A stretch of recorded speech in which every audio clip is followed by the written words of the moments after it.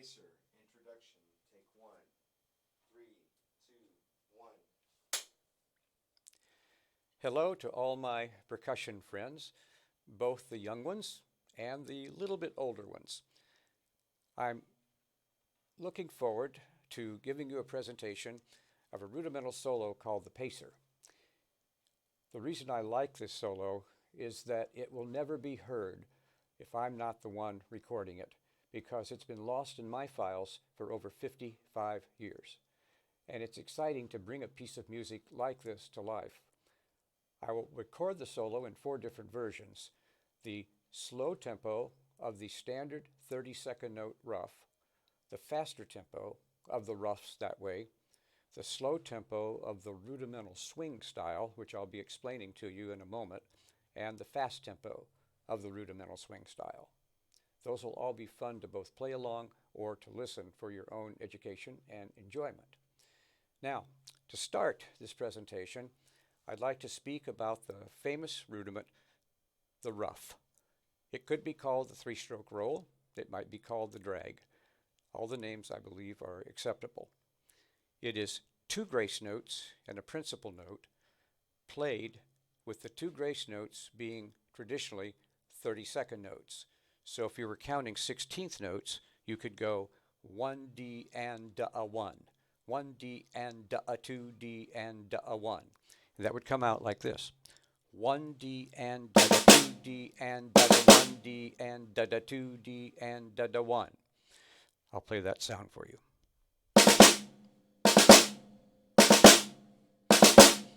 That's the sound that I'll record being the traditional rudimental drumming, and that's the sound of the rough that's played in most traditional rudimental drumming, such as the Wilcoxon book or the Haskell Harr book.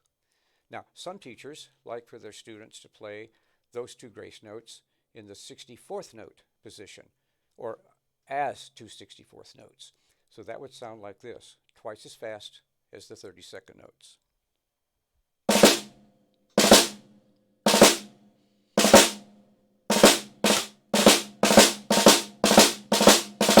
So when you hear the 30 seconds, obviously it sounds like this.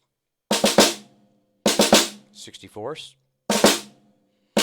Okay, so we have that distinction. For me, there is a 3rd type of rough that I played throughout my concert career with the Atlanta Symphony, which lasted many years. And that is what would be known as the buzz press rough in the 64th note position. So I will squeeze the sticks at the fulcrum, and I'll press the tips of the sticks down on the head, and that will create, in essence, a multiple bounce sound.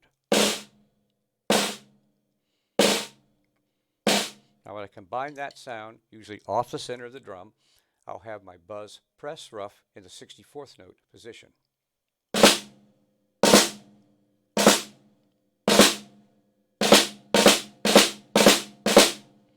Well, that brings me to the fun of the evening here. I'm going to present to you the concepts of how you play a tripletized rough, where the 2 grace notes function as 2 16th notes under a triplet sign and connect with the principal note to which they're attached. The result is forming a 16th note triplet. Or ta-ta-ka. So it's not going to be the ta-ka-ta, or the 64th, which I really can't say.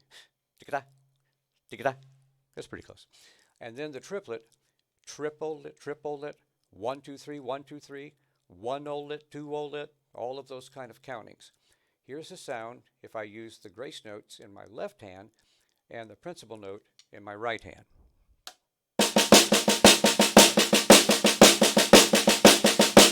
Now reverse and play the 2 grace notes in my right hand with the principal note in my left hand.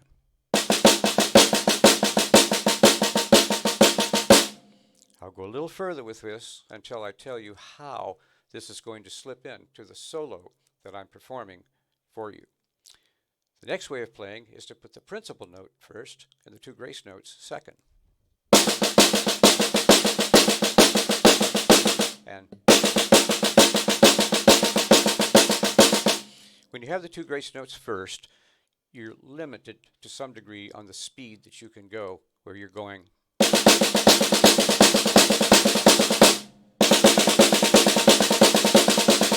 I'm sure some of you out there can play that a lot faster, but for me, that's a little bit slower. However, if I put the principal note first, followed by the two grace notes, then I can really go fast. And now remember, that does not sound like this, because everything's getting smoothed out and combined. When I'll be playing the solo for you, if you'll watch carefully when I reach the second page, when I'm playing the traditional 32nd note roughs, they're going to sound like this in the solo.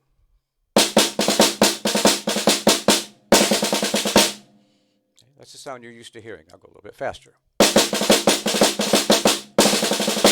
Now, I'm going to tripletize those grace notes, and in this particular case, it's going to be the two grace notes in my left hand and the principal note in my right hand. So that's going to be this sound. Okay, so we're going to have that sound as I start to tripletize the grace notes. You hear the difference? Or not, but. Now that changes the accent structure of all the printed notes. Generally, the primary printed notes, meaning the principal notes, would be played in a very straight forte on the unaccented level. But when you're playing it this way, if you'll notice in the solos, I put in all kinds of little inflections or secondary accents that make the jazz feel come out more. Like in traditional sound, you might play it this way. But in jazz, you'd play it more like this. So you see, I'm underplaying some notes and overplaying other notes to make the jazz feel come out good in the rudimental swing style. That's happening all the way through the solos as I play them in this particular style. Now, I want to show you how some of these work, and that'll be the conclusion of what I think you'll enjoy the most today.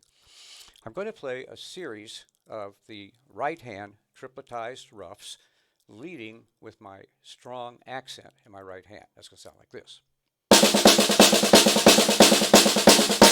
So let's say I played that for a measure of 4, and I went pretty fast. I went like this. Okay, now I want to turn it around and have the grace notes coming in my right hand and the principal note coming in my left hand, like this. So I had, and then I have to go, well, I have to get from one to the other. So getting from one to the other means that I have to put a triplet at the end of my 4 roughs.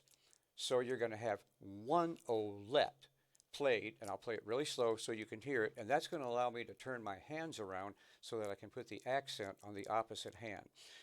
People have tried to imitate me on this, and they never catch on to that triplet that is the part of the turnaround. Watch.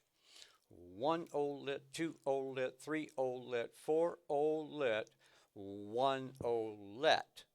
Right, left on the first and third note of the triplet. 1 olet. Now I can go 2 olet, 3 olet, 4 olet, because I've reversed the sticking. Watch. Now, the turnaround coming back is the first 2 eighth notes of an eighth note triplet. That's where your mind gets really confused until you know what you're trying for. So after I played this,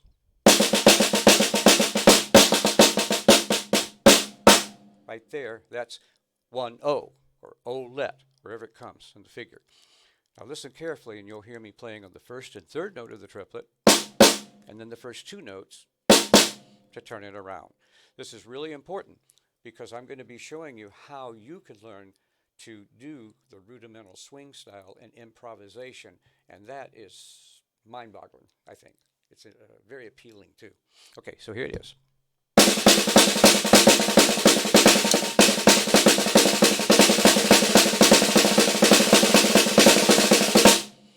There's that figure. But that's going to become part of a larger improvisation. The next figure is a single drag. The single drag would normally be played this way.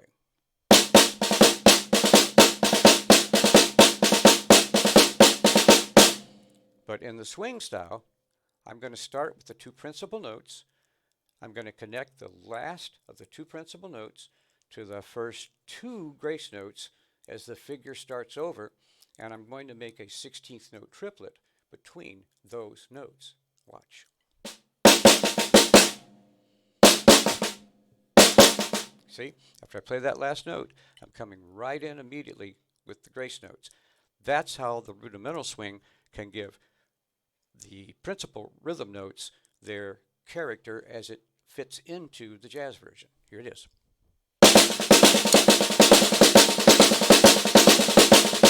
Now I'm going to take that and combine it with these left-hand roughs that you've already started to learn.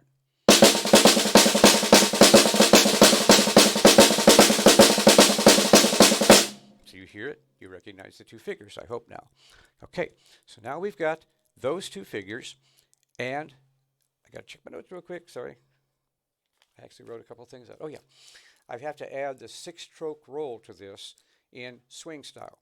So the 6-stroke roll is normally played, or there's another way. Okay, now I'm going to do it in swing style and go like this. I could actually play 16th note triplets and play them like this. Then the roll comes. You have to really hold yourself back to play those first notes of the sixlet or the 6-stroke roll, because you'll be out of time. You'll be playing them too fast. Well, here it is in time.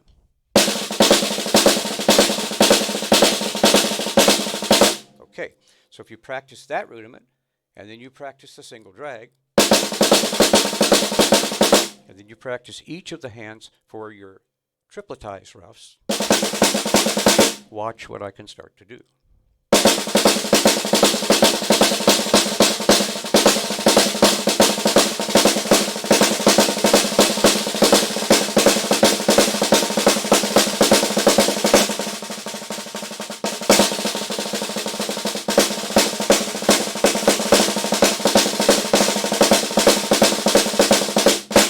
Threw a flam in there for the end.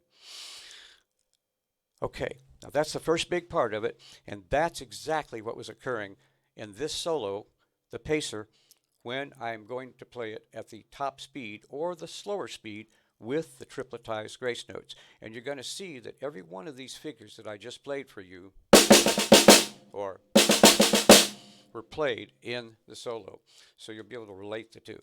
Now here's the next thing about this that's sort of taking it to the advanced level. And it's something that I've been practicing over the years. I find my students have some difficulty at the beginning, but little by little they start to catch on to it. It's called, well, it's really called can't sing, can't play. So if you sing a phrase in a rhythmic style, because rhythm is a color. Rhythm is not just some staid, flat line articulation. It has all kinds of colors in it that you can produce. If you hear those colors in your mind, a rhythm that is like da-da, da-da becomes more like da-da, da-da. You know, you kind of grab the inflections in there. So I'm going to sing something now in a sort of a jazz phonetic style, and let's see what happens.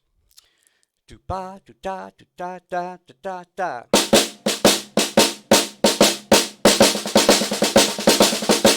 I lost it, sorry. I'll have to get another one.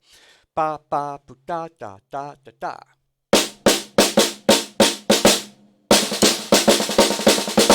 So you see, that came out with the rudimental swing sound of my phonetics that I said.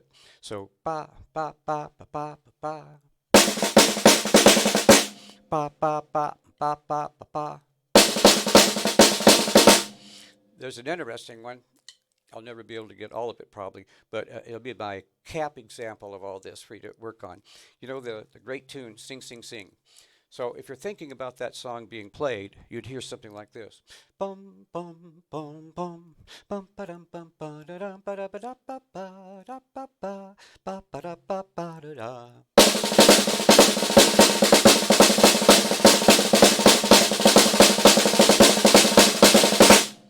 Ooh, that came out so good. I think I'll quit there. I hope you enjoyed it and enjoy the performances of the solos. See you again.